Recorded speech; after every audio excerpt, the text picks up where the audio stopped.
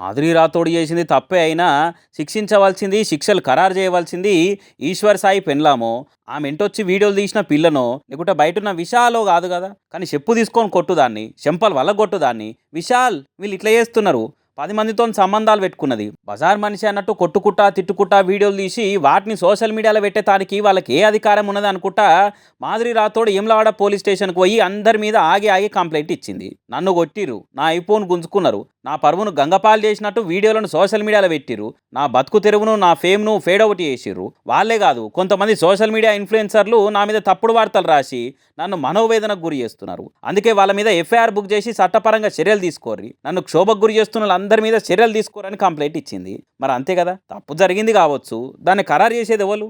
భర్తతో కలిసి ఉన్నందుకు కోపంలో కొట్టిందే కావచ్చు.